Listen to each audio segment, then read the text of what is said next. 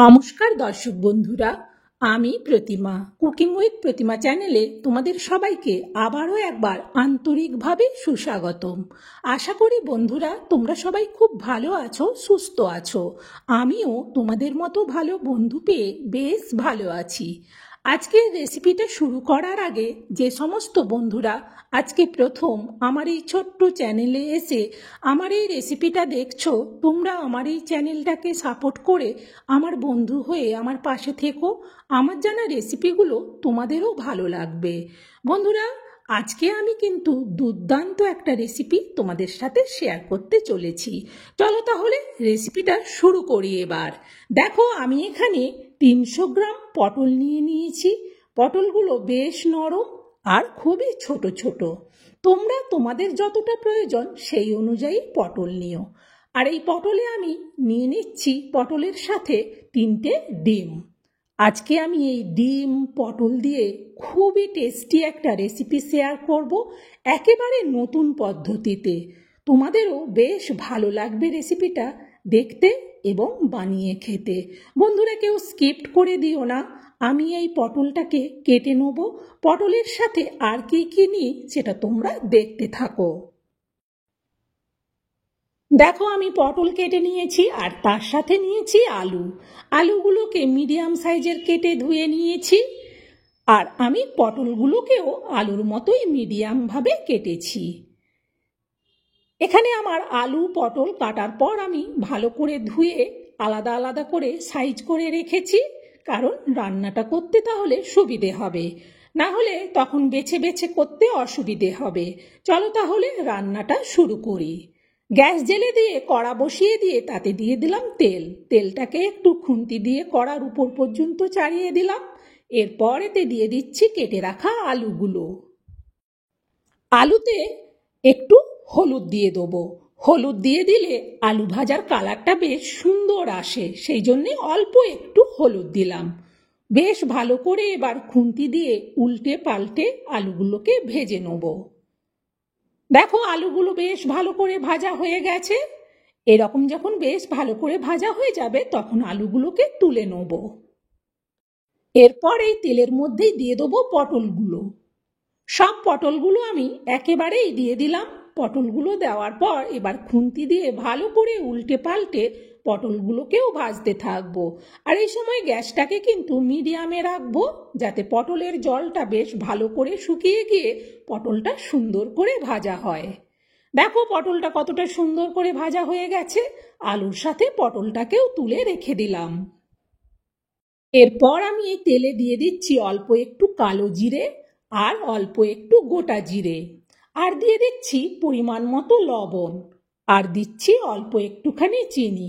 এবার এগুলোকে 2 মিনিট ভেজে নেব। এরপর আমি এতে দিয়ে দিচ্ছি 1 চামচ রসুন বাটা, চা চামচের মাপে। এবার রসুনটাকে ভালো করে 2-2.5 মিনিট ভেজে নেব। এরপর এতে দিয়ে দিচ্ছি একটা বড় সাইজের টমেটো পেস্ট। টমেটো পেস্টটাকেও এবার রসুনের সাথে 2-2.5 মিনিট ভালো করে ভেজে নিতে হবে। পেঁয়াজ আর রসুনটা যখন ভালো করে ভাজা হয়ে যাবে তখন এতে দিয়ে দেবো চা চামচের মাপে 1 চামচ গ্রেট করা আদা। আদাটাকেও আবার পেঁয়াজ রসুনের সাথে ভালো করে ভেজে নেব। এরপর এতে দিয়ে দিচ্ছি পরিমাণ মতো হলুদ আর দিচ্ছি পরিমাণ মতো লঙ্কার গুঁড়ো। আবারও খুন্তি দিয়ে মশলাটাকে একটু 2-2.5 মিনিট ভেজে নেব। এটা যখন ভালো করে ভাজা হয়ে যাবে তখন এতে দিয়ে দেবো একটা টমেটো পেস্ট। খুন্তি দিয়ে আবারও মশলাটাকে 2.5-3 মিনিট একটু ভালো করে কষিয়ে নিতে হবে। মশলাটা বেশ যখন কষানো হতে শুরু করবে তখন না এতে অল্প একটুখানি জল দেব। টমেটোর বাটিটা ধুয়েই অল্প একটু জল দিলাম। এবার এই জলটা শুকিয়ে গিয়ে যতক্ষণ না তেল ছেড়ে বেরোচ্ছে ততক্ষণ একটু খুন্তি দিয়ে মশলাটাকে কষিয়ে নেবো। দেখো, মশলা থেকে তেল ছেড়ে দিয়েছে। এবার এতে দিয়ে দিলাম ভেজে রাখা আলু আর পটলগুলো। আলু আর পটলগুলো দেওয়ার পর মশলার সাথে বেশ ভালো করে কিন্তু কষিয়ে নিতে হবে। যখন দেখব এর থেকে বেশ তেল ছেড়ে দিয়েছে তখন এটাতে দিয়ে দেবো আমি পরিমাণ মতো জল। খুব বেশি জল দেব না, কারণ এটা তো বেশি ঝোল ঝোল তরকারি করব না, তাই জলটা একটু দেখে দিতে হবে। জলটা দেওয়ার পর খুন্তি দিয়ে এইভাবে একটু নাড়িয়ে দেখে নিতে হবে। এতে আর জল লাগবে না। এবার এটা ঢেকে দেবো। গ্যাসটাকে একেবারে মিডিয়ামে রাখবো। আর এদিকে যে 3 পিস ডিম নিয়েছিলাম, এবার দেখো আমি 3টে ছোট ছোট বাটিগুলো নিয়ে নিচ্ছি। এবার এই বাটিগুলোতে আমি দিয়ে দেবো অল্প একটু করে তেল। খুব বেশি তেল লাগবে না, একেবারে একটু দিলেই হবে। প্রথম বাটিটাতে একটু বেশি তেল পড়ে গিয়েছিল, তাই তার থেকে কমিয়ে নিলাম। দেখো এইভাবে তেল আমি 3টে বাটিতেই লাগিয়ে দিয়েছি। এবার এই ছোট চামচ দিয়ে 3টা ডিমকে ভেঙে আমি 3টে বাটিতে দিয়ে দেবো। দেখো 3টে ডিমকেই আমি 3টে বাটিতে দিয়ে দিয়েছি। কুসুমগুলো গোটা থাকলে ভালো হতো, কিন্তু কুসুমগুলো ভেঙে গেছে, একটা ডিমেরই যা কুসুম গোটা আছে। এবার আমি একটা কড়াই নিচ্ছি। এই কড়াইতে দিয়ে দিচ্ছি পরিমাণ মতো অল্প জল। আর আমি এতে একটা আমচুর দিয়ে দিচ্ছি। এতে করে জলটা যখন ফুটবে কড়াইটা কিন্তু কালো হবে না। ঝাড়ির কাঁচিটা বসিয়ে দিয়ে তাতে এবার ডিমের বাটিগুলো বসিয়ে দিচ্ছি। 3টে বাটিকেই বসানো হয়ে গেছে। এবার এটা আমি গ্যাসের উপর তুলে দেবো। গ্যাসটাকে আমি অন করে দিলাম। গ্যাসটা অন করার পর এটা উপর থেকে ঢেকে দেবো। একেবারে বেশি সময় লাগে না, 3-4 মিনিটের মতো লাগে। প্রায় আমি 4 মিনিট বাদে ঢাকনাটা সরাচ্ছি। দেখো ডিমগুলো কতটা সুন্দর ভাপানো হয়ে গেছে। এবার এগুলো তো বেশ গরম, একটু 2-3 মিনিটের জন্য ঠান্ডা হতে দেবো। দেখো ঝাড়ি কাশিটা তুলে নিচ্ছি। দেখো কড়াইতে একটুও জল ফোটার কালো দাগটা হয়নি। এইভাবে তোমরাও একটু করে নিও।